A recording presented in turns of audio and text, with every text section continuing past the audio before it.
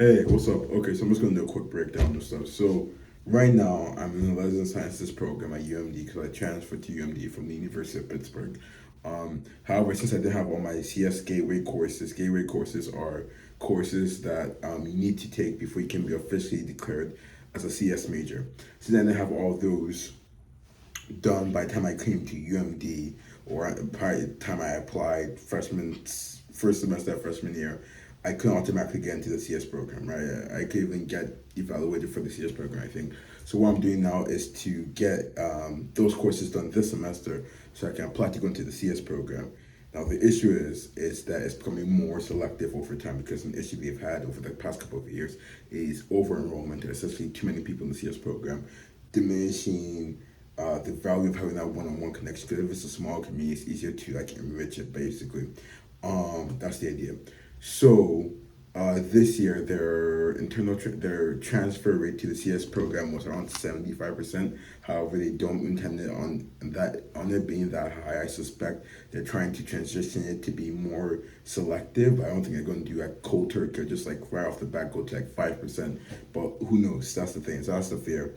So what I'm trying to do is to ensure my application is as rich as possible, as well as continue my career in doing that. Because it's kind of a two birds one stone situation. Because regardless, I still want to go into research. I still want to get into opportunities. I still want to build the community. However, by doing that, I also enrich my application into the CS program. So the two stuff I'm trying to do is one, I'm trying to get into research because that'd be a great way to get that done. But also, I'm trying to get leadership roles, and the third thing was I was trying to get into a special classes for the CS program. So in terms of leadership roles, I'm still working on that. I found the Gamma lab. I'm trying to figure out how I can best position myself to go into the lab.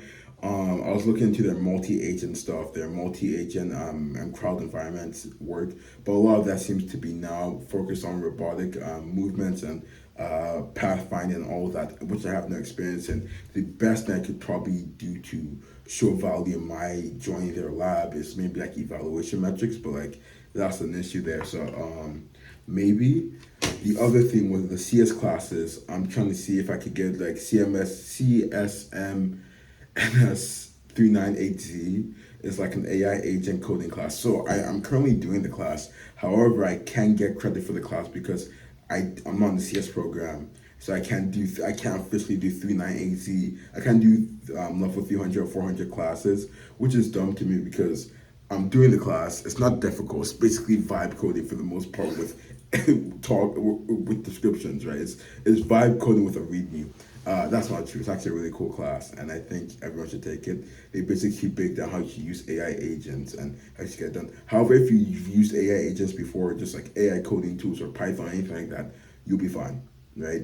However, I can't officially enroll in the class, but I can do work for the class, and yeah, and my thing is now like, do I invest the time to whilst I'm learning? Do I invest that time, or do I invest in something else? Because at the end of the day, by the end of the semester, I'm not going to have those credits, right? It's like okay, you get you can do the work, but we're not going to acknowledge you did the work, and which sucks because there are open seats. It's not even like a limited thing right now.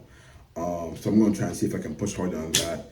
Then with the leadership roles, I'm still seeing the Big Think AI is the big one that I submitted an application to be a pioneer leader for the AI division. So we'll see how that goes. I think they have an election, but I'm not sure. It seems a bit muddy. So when they do their next meeting, which I think is meant to be this week, but I haven't said anything, I should be able to have a better idea of what's going on there. I've also joined Turp Laugh, but I haven't heard much information from that.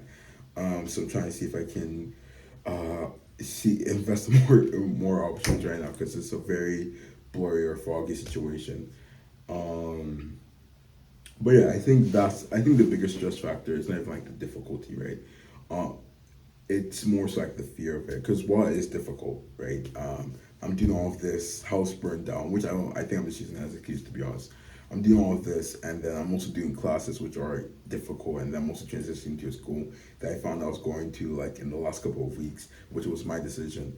I think it's still not difficult situation. I don't think the difficulty is the biggest thing here when I'm like stressed about it. I think it's more so the fear of failure. The fear of failure in this case would mean not getting to the CS program. Not getting to the CS program would say, okay, I can't do these, but there's courses that are reserved for the CS program, and even to get like permission to go into courses that aren't when you're not to go into courses that are for the CS program, but you're not a CS major, it's difficult, right? Even if it's an open course with like 20 plus open seats. So if I don't get into the CS program, there's courses I'm not going to be able to take, and if I'm not able to take those courses, it does affect my education. If it affects my education, it also affects some research opportunities. Like even now, I was looking for research opportunities, and one thing I got told was there's certain courses they would like you to have. I think it was something like CMSE 39, something, and obviously I wouldn't have had it either way, but still, that's something I have to take into account. The other option besides CS is information systems, so that's the backup plan. But man, it's stressful. It's very stressful. I don't think it's the end all be all. I don't think there's anything like that. I think it's just like, okay, I really want to go into this path, and I'm trying my best to get it done. And there's resistance for some reason. Man. But now I've said that out loud. Here's the plan. So, research, you talked about that. Gamma Labs is the one I'm trying to get into. Gamma Labs is the closest one. They hire the most people, as from what I've heard.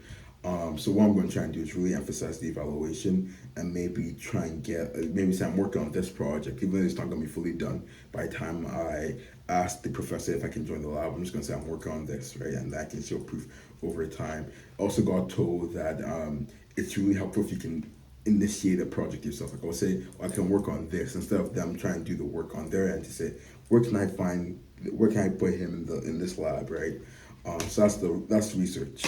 With classes, I think either way, if I do the course but don't get the credit, I'm just gonna mention my application. Like I love the course so much that even though I didn't get credit because it's a really silly system, even though I didn't get credit, I loved it so much. I showed up every Friday at 2 p.m. I put it on the application, so I have the commitment. For leadership, I'm just gonna focus on the big think AI thing. One thing I've noticed here compared to Pitt is that their computer science division does not have a large community. With Pitt, the community was very centralized with the Pitt Computer Science Club. So what I'm trying to do is, if I can be that social factor, as non-technical as it sounds, that could give me a leg up in a lot of these applications or roles. Like, okay, who's communicating in the group chat the most? Who's doing the most?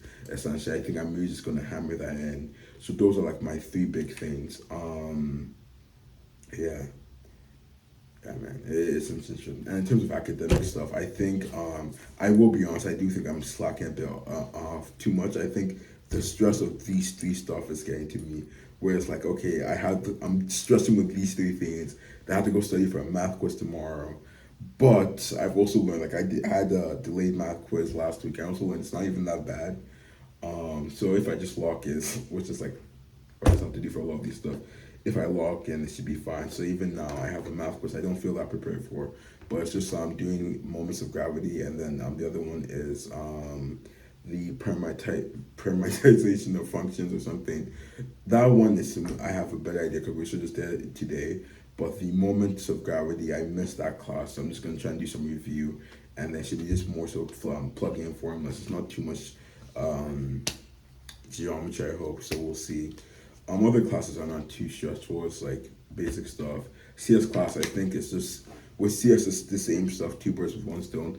I have to prep for the upcoming interviews. Like for NVIDIA, I hope to get past the first stage so I can get to the coding interview. So by prepping for that, I also have to be improving my coding skills. So with the CS data structure and algorithms too, that's something I have to even take into account. So two birds, one stone. So if I'm prepping for the interviews, I'm also going to be prepping for this class. So it's really just a matter of doing both at the same time, which is doing one thing. So that's the academic side of things. There's a couple other stuff I could talk about, but I feel like I'm stressing. I'm filling this video with too many things. But yeah, besides that though, I have nothing else to say. So have a great day.